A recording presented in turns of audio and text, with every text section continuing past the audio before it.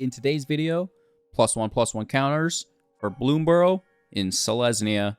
Welcome back, ghouls and goblins. I hope you're having a magical day, and thank you for taking the time to support the channel. Hello, Good Game here. Pleased to be your host within this Magic the Gathering Arena Deck Guide video, breaking down our deck in depth, discussing the strategies and synergies held within, providing you with a deeper understanding of how to pilot this deck so you don't look like a dummy, okay? Furthermore, we'll demonstrate this against the best decks and players within our Mythic Ranked gameplay footage, further cementing these playlines within your brain. And then we'll wrap up with our concluding thoughts, channel news, and deck review. Okay, you want to like, comment, subscribe? That would be so helpful. Thank you all so much. And let's get into the deck tech here. Standard 2.0 average. We got 22 lands supporting this bad boy here, and we are building around the Sovereign Okinec Ahau, pardon my pronunciation, for 4 mana as a 3-power 4 toughness legendary creature, Cat Noble with Ward 2. And whenever the Sovereign attacks, for each creature you control with power greater than its base power, put a number of +1/+1 counters equal to the difference, which is absolutely phenomenal when we start to, synergize with 0 power creatures that accumulate +1/+1 counters. All right, that's very easy to double equal to the difference when your starting point is 0. Okay, of course, the Brawlers are really key card within our deck as well. 2 mana, 0 power, 0 toughness, entering with 2 +1/+1 counters on it, having trample. And whenever one more +1/+1 counters are put on another permanent you control for the first time each turn, put a +1/+1 counter on the Brawler, which is pretty cool, right? So you're going to stack multiple permanents, put a counter on each one of them, and that will trigger the Brawler multiple times each turn, which is pretty gosh darn cool. And now we can maybe talk about some of the new cards in deck before we get into the, the big kabangs of it. First and foremost, it's going to be the Tender Wild Guide. 2 mana, 2/2 with Offspring for 2, having it enter with a copy of itself as a 1/1, which is pretty decent. And then they can tap themselves to put a +1/+1 counter on themselves, which is pretty cool. Acting as a great blocker, adding mana for any color, which is going to help fix and ramp us. And then acting as a beautiful blocker because it can be declared as a blocker and then tap itself to become even stronger, which is really cool, as well as giving us a way to accumulate +1/+1 counters on our opponent's turn, right? So we want to be doing it on our turn as well as their turn. So this is a cool way to do that on their turn. Moving on, we will also be utilizing the Innkeeper's Talent for 2. This is a class enchantment, and at the beginning of your combats, you will put a +1/+1 counter on creature you control. Furthermore, we can level it up for 1 mana, and permanents we control with counters on them will have Ward 1. And finally, going to level 3 for an additional 4 after we've gotten to level 2. If you would put a +1/+1 counter on a, or not even a +1 counter in our situation, but a counter of any type on a permanent or player, put twice that many on it instead, which is pretty doggone goofy. So there are multiple ways for us to double our counters within this deck. That will be one of them. We actually used to use Bill, which was another. The Tumblewag will double as well. More on this. A 3 mana 2/2, and at the beginning of combat on your turn, put a +1/+1 counter on target creature.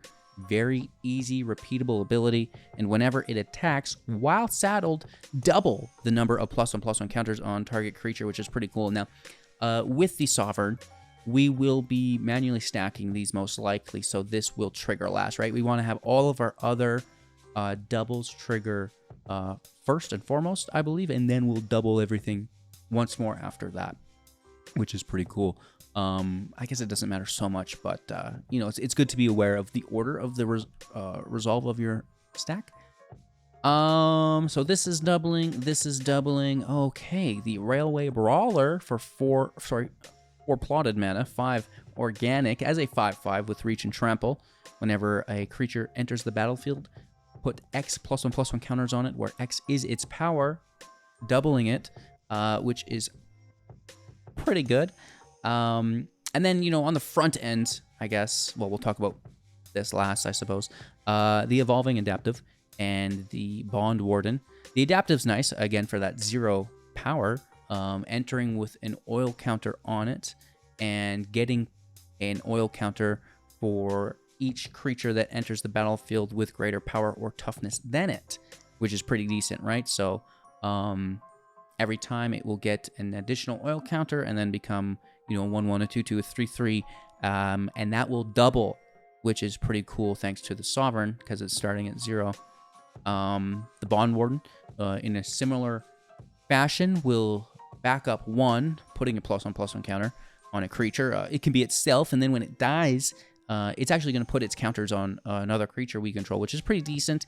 Those counters will most likely go to the Hydra.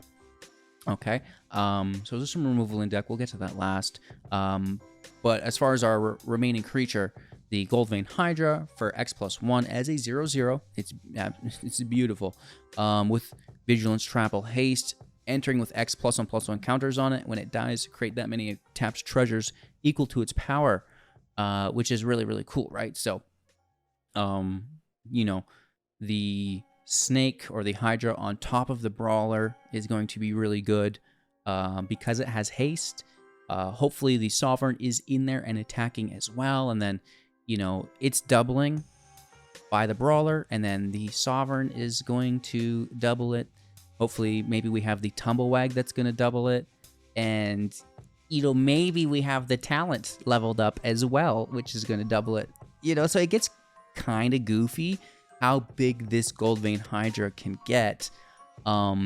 If you really wanted the, like I said, the Bond Warden, when it enters and or dies, can put those counters over there because you know it's going to accumulate it within the whole deck. There's plenty of ways to distribute those counters.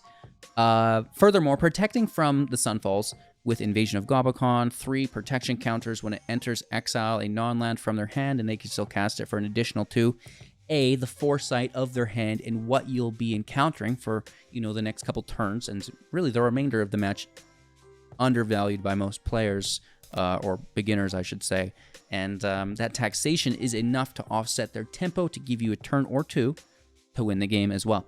Okay, removal within the deck because it is aggro Delphia out there through Elspeth's Smite, exiling, dodging the death trigger, 3 damage to attacking or blocking. That damage is great if you are attacking with Trample to increase your damage output yourself if there's a blocker, okay?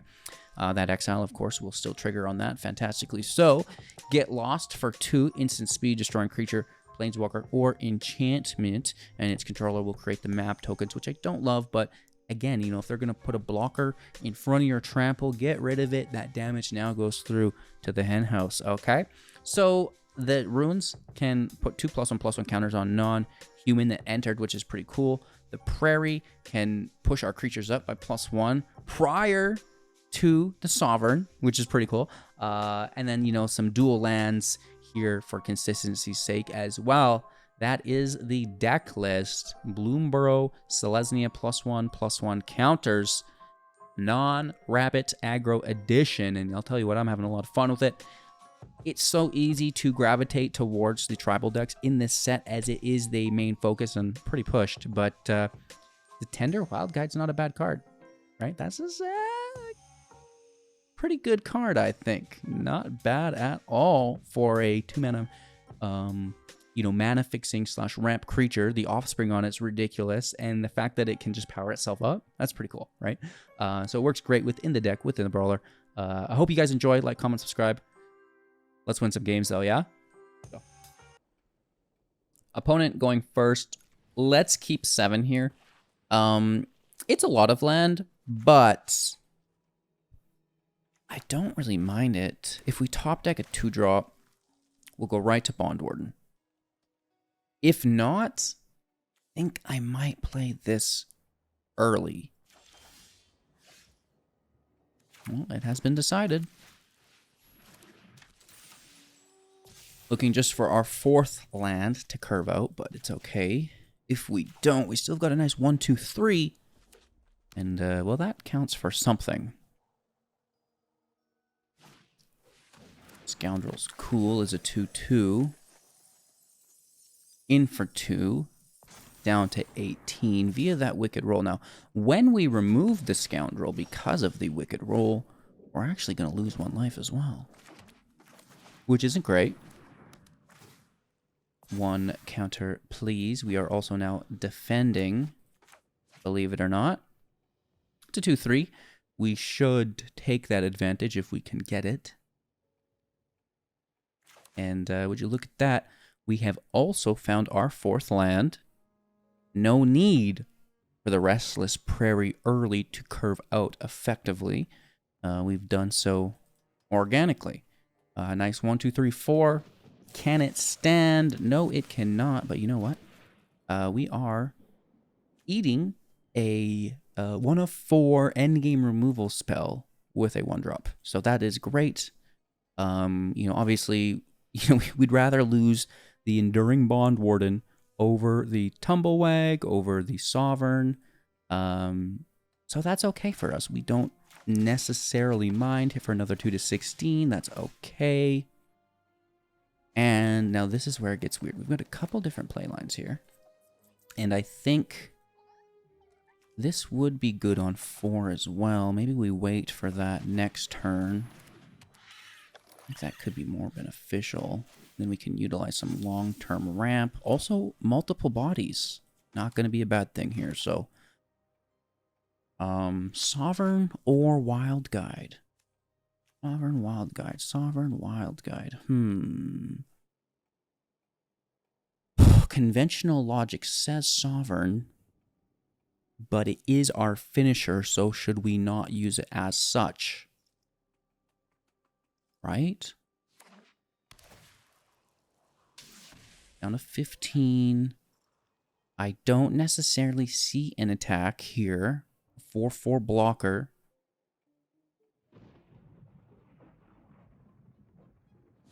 Don't should dare do this to me. Okay. That's potential 8 single target removal spells. Down to 13 here. Tempo Delphia. And because of that aggression, we're going to go like this with an Offspring. Push over, power up. Still have the blocker, potentially.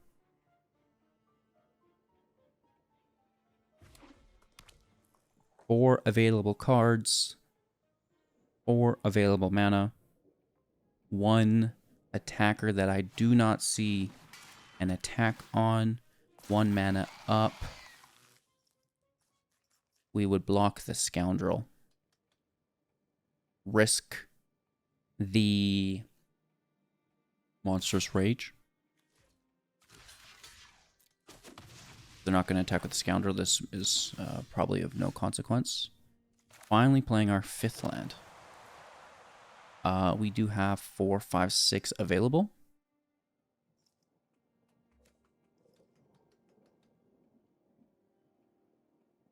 $13 life.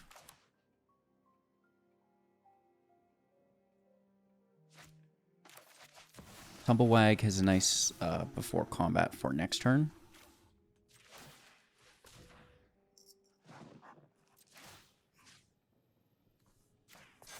Double ward now on our Sovereign. Past turn, we can block and then become a 4 power, 4 power, 4 toughness, I suppose. Creature, which is pretty good. You know, being more defensive until we do set up that Omega Strike. Non-Toucan Sam. Dang it, Randy. Oh, it's good.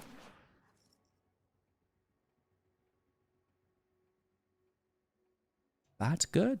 Okay, so they're going to get in for 2 here. Down to 11, I suppose. Scoundrel out. Getting in for 4, maybe. Well, actually, potentially 5, because of the Wicked Roll, remember. That's a lot. All in? It has to be. No, just chilling. You're sick. Free combat. And by golly, should we be doubling Adelphia or keep up our removal? That's next turn.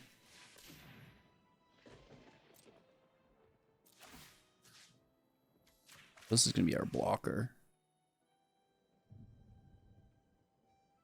Could really go here too, though, right? Just for next turn.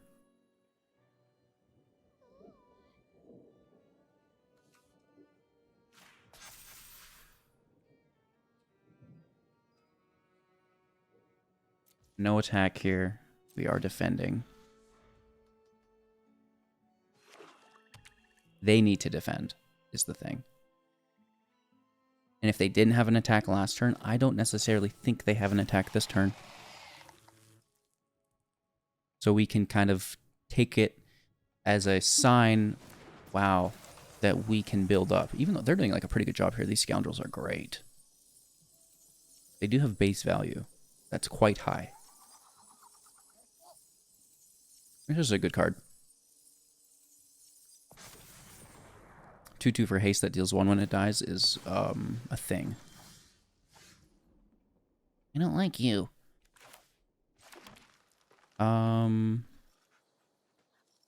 Do we just force the block? Yeah.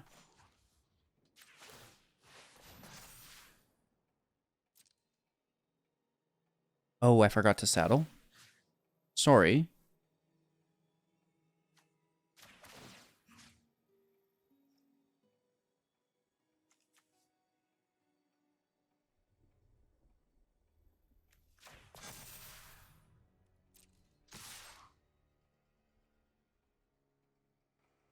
Uh, 13. I think we are okay to go gadget. Push everyone up and then double everyone. Now I don't have trample, but because the damage output is so high, it forces them to block, which is going to mitigate their attack power in the coming turns and should allow us to sustain some form of tempo advantage within the rest of our match. One would assume, there's not a lot of information left unknown in the match. I have one card, they have one card, most of which are, on the table. So be it virtually. I accidentally changed my sleeves. Oh, you're just taking the tuna. They say that's too much tuna. Not funny, HGG. I mean, I like that. We kind of played the deck really appropriately, maintaining a defensive posture until we could pull ahead. Going first, let's keep 7. In on 1, in on 2, looking for number 3. No! Get cut. Hey, that's a really good 2.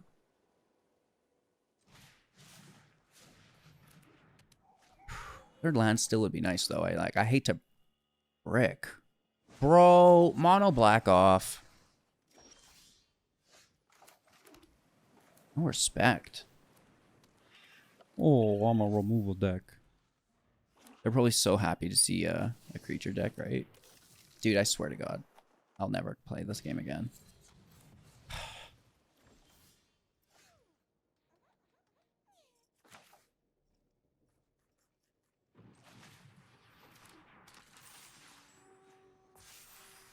What an absolute savage.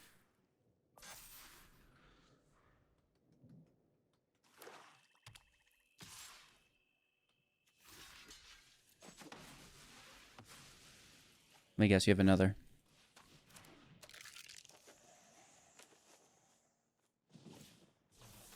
Ooh, tasty draw.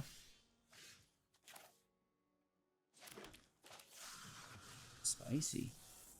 Let's plot over. It's not enough, but it's a good start. They could just have like a sacrifice effect or something. Really, you're gonna scale out? Oh, that's good. Nice. That's really good. HEG decks are the best. Man, I couldn't agree more. X equals 4.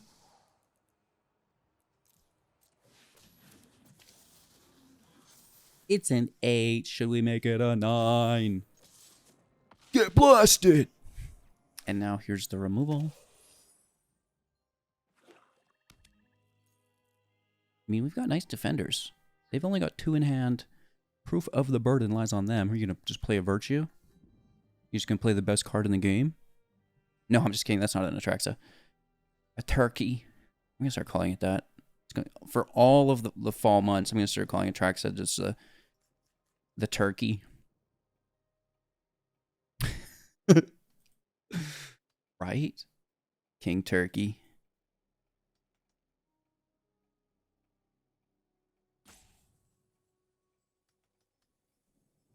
What you doing, Willis?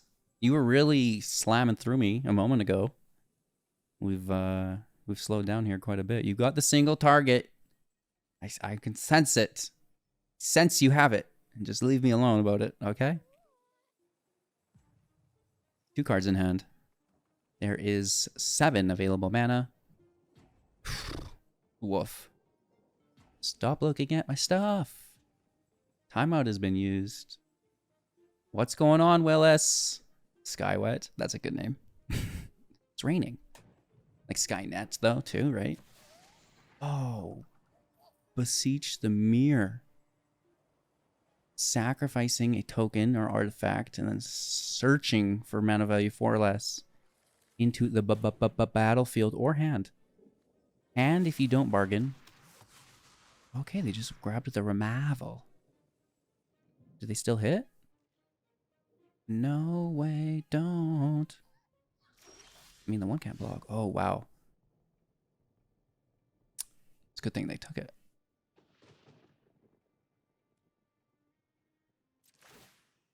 Yeah.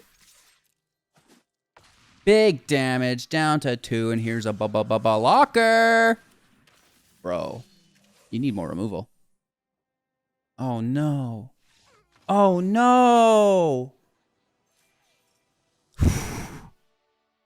From the jaws of death, we escape with the Snickles. Going first. Oh my gosh. Thank you so much. Hello and good game. And good luck, of course.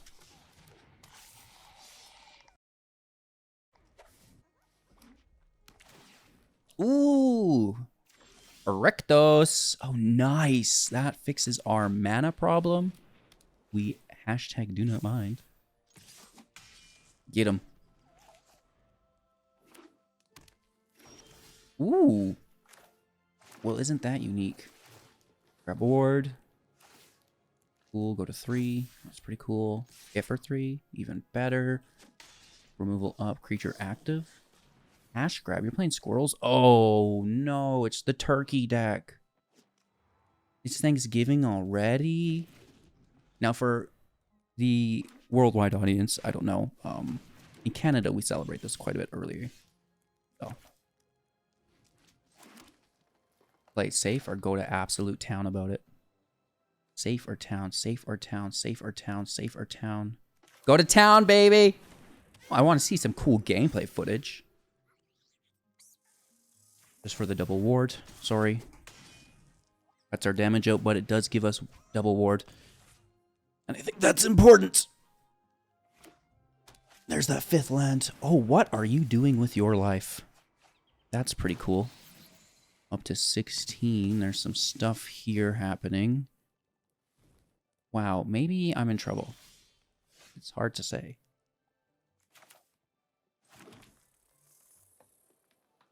We have no trample. We only have 1 white source. We're going to look into their hand and tax, I believe, is the play line.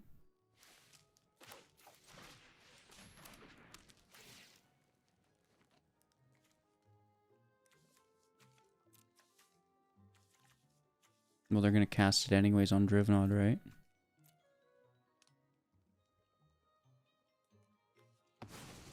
We're in trouble.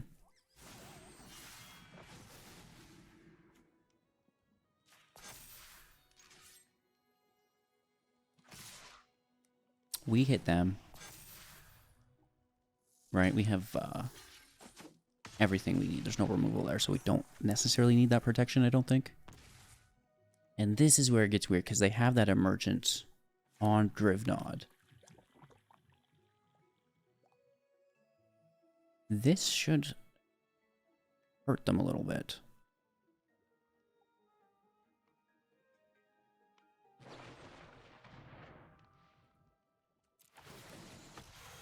Okay, they're double warding.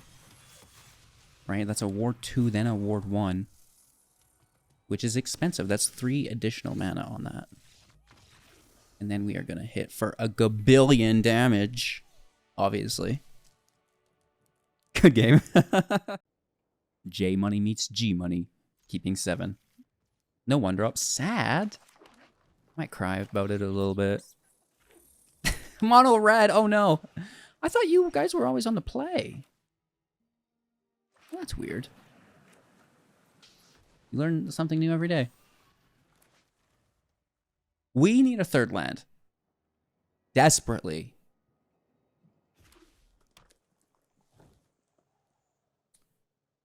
Removal?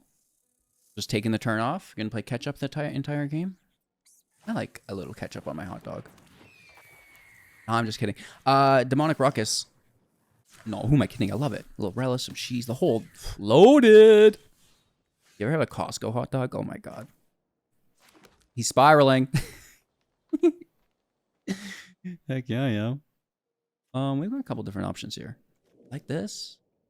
But I think this might be better long term just to double down.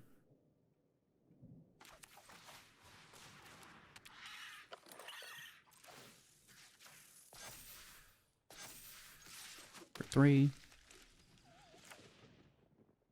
Find our 4th. I think we might even want to double play regardless at some point. And we could be dead here. Right, this is 3 lands on the mono red deck, so hashtag good luck.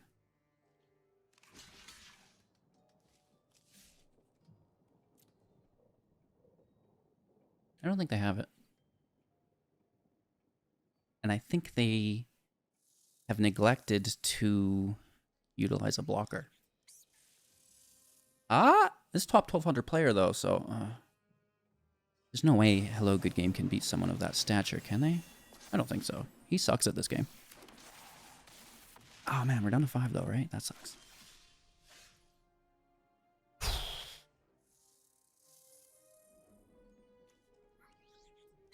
Saddle is for 2 there.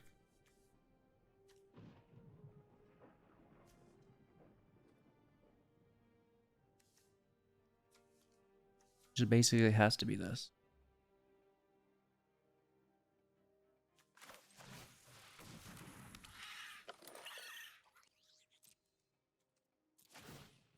Oh, I forgot to saddle. No, I didn't. No, I didn't. I think I did, actually. Because this is already at the beginning of combat. We just haven't passed it. I have a stop, though. But I think it might give us the option.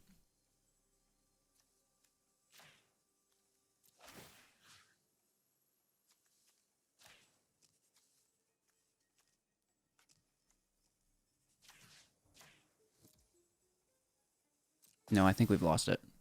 Because I should be saddling right now. But it's not giving me the option.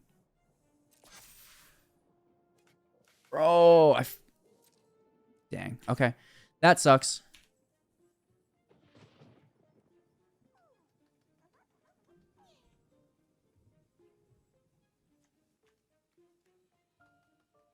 This would be hitting for 10. 14. Still not enough. Quite a bit, though.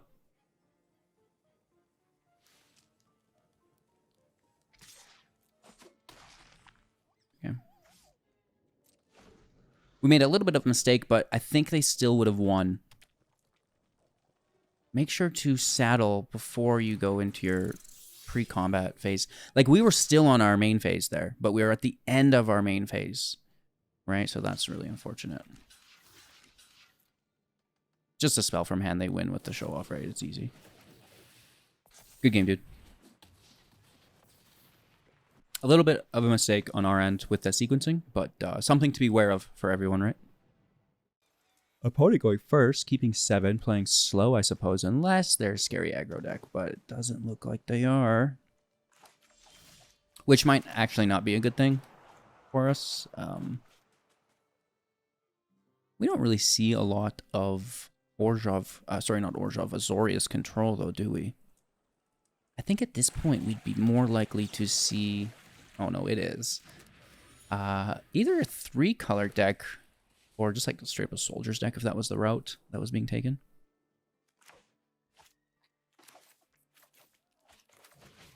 We're playing slow. We're just a turn back, that's all.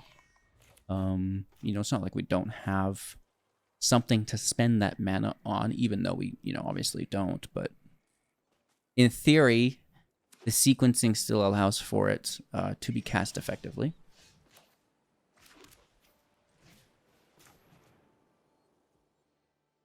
Yeah, it could be a counterspell. We don't like that. That's a little aggressive, though, on a brawler, isn't it? What's aggressive is I think 3 of your 7 removal spells in hand. I think it might be 6.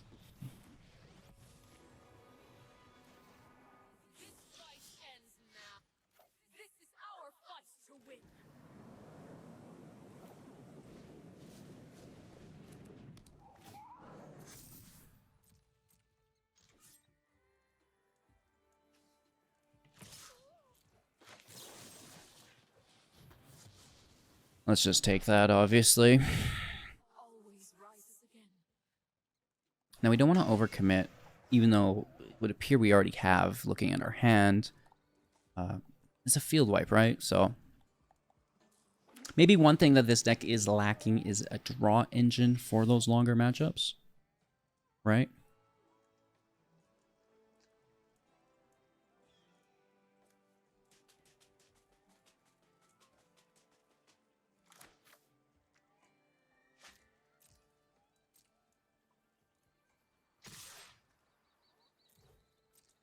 Let's hit for 4. Fish is fine.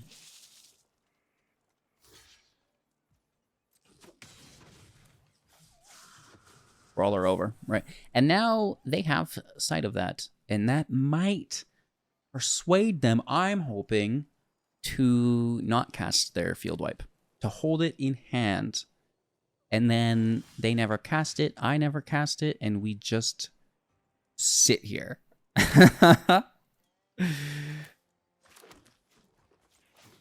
You don't know me. +1/+1 is good. We can hit the 2/3 flyer. That's 9 damage. Technically lethal in 2. Somehow I doubt it, though.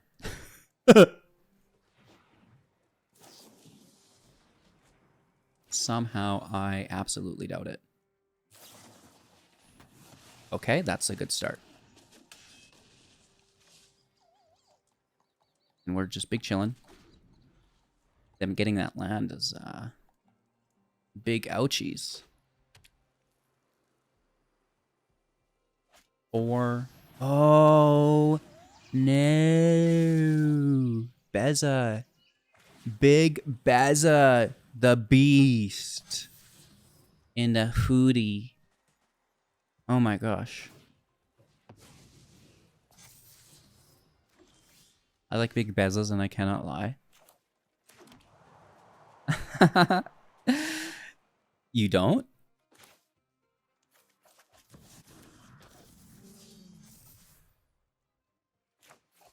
I'm gonna pound in.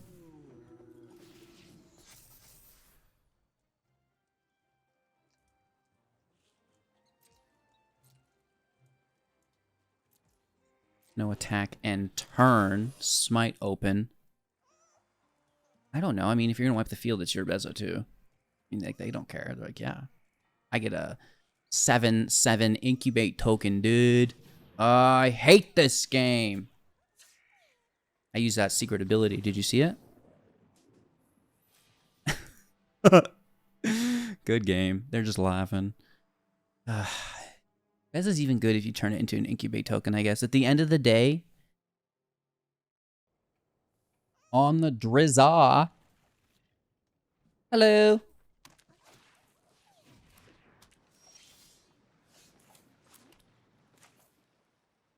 This first. And good game. Nice removal up. Oh, wow. Okay, that's a thing. Some oil counter Delphias. I don't know what those do. Should we read them? Are they going to sacrifice this for 1? Yeah.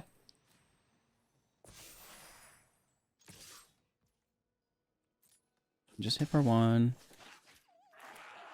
We're into, you know, a defensive posture here next turn. At which point I think we're going to plot the brawler and wait for a snake. Wait for a Hoodra. Ouch. Settle down over there, Billy. Hit for 2 big ones. Pulling ahead, down to 17. Let's go. Passing over. Again, we are ready to remove. And what does this do? Remove 10 counters from it, deal 10 damage to any target. Sacrifice, hit, destroy each non-land permanent with mana value equal or less than.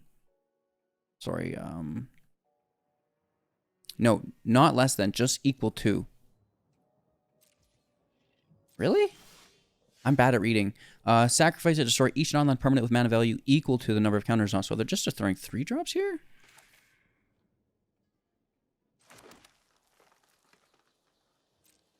Okay, let's hit. Kind of don't want to give them foresight of this because they'll know what to do. And they just can pay to put any number on? No, they can only put 1 on at a time.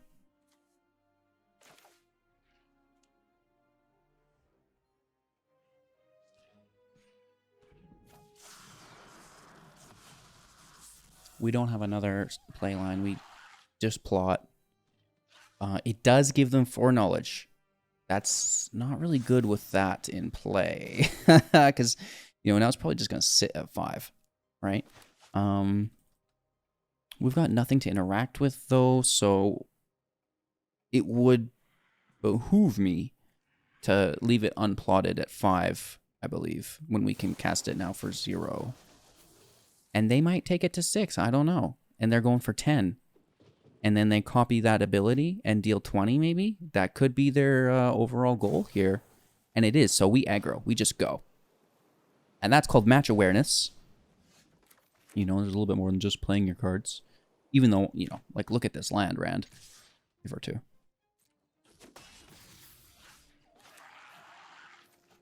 I mean, we play it. It is what it is. To drop the summoning sickness, right? I guess that's 1 extra damage we've missed now, but I don't think mattering currently, but, you know, we'll wait and see. They could deal 10 damage to the Brawler as well at some point. That would be fine. I'd prefer that than into my Choppas. Get to the Choppa! Oh, I'm pretty certain that's their game plan. Whoa, you're backwards? Why did you roar at me through the back of your head? His jaw transforms? What? I have never noticed that. Oh my gosh, that's terrifying. Are they doubling down? Instant speed, another sorcery speed, or just some field state mitigation? Well, I mean, it's that regardless. But a total wipe is far better. I think we're okay.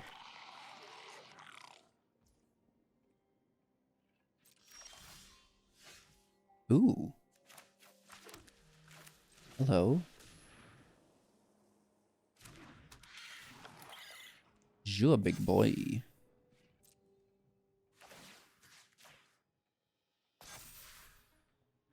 Swing for 7. The 1 blockers, like, doesn't matter. We could take it. It's only 1, like, you know, it'd be different if it had 3 or 4 defense or something like this, but just let it go. Hit him with the Hida. So, can they win the match? Well, I guess they don't necessarily need to win. They could just remove my creature with that 10 damage to survive. Well, they might not necessarily need to win. They can just survive. And then, you know, the Tumblewags its own. Oh, they're going for it. It's the blue Virtue. Nice. Good game. No, return the favor just to copy it. I like that. I like that.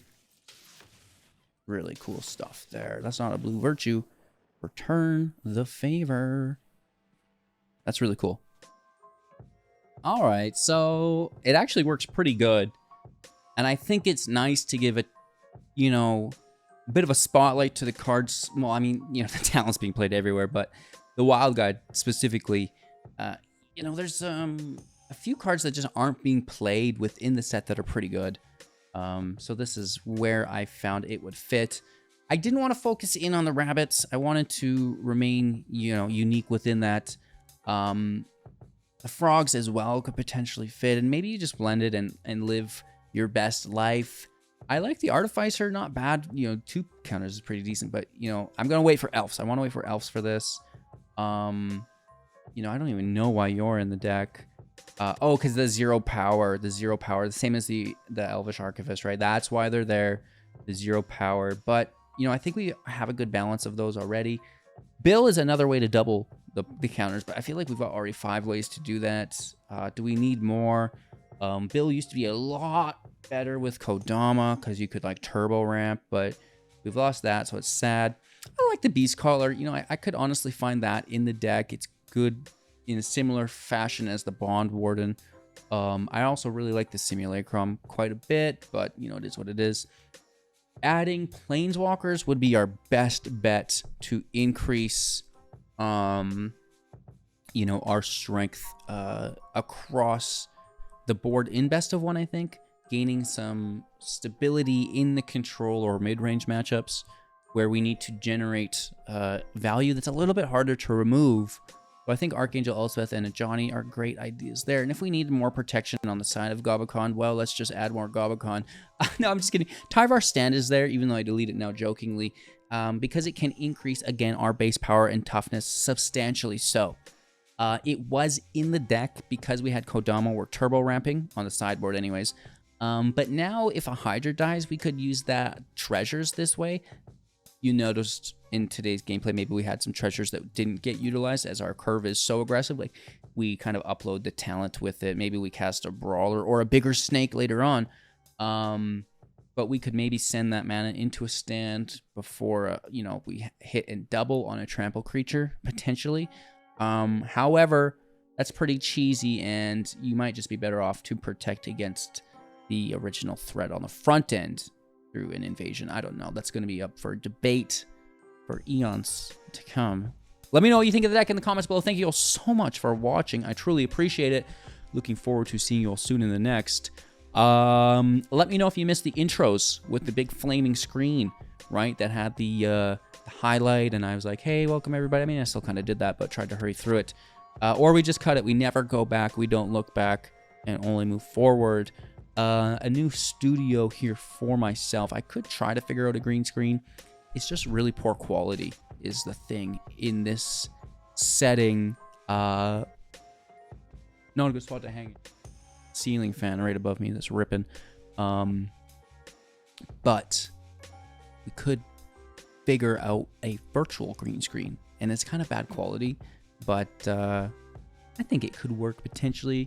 Maybe you guys like this more though.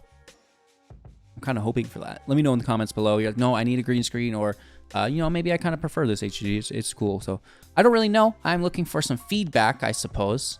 Thank you all so much. Have a great day, and I'll see you soon in the next.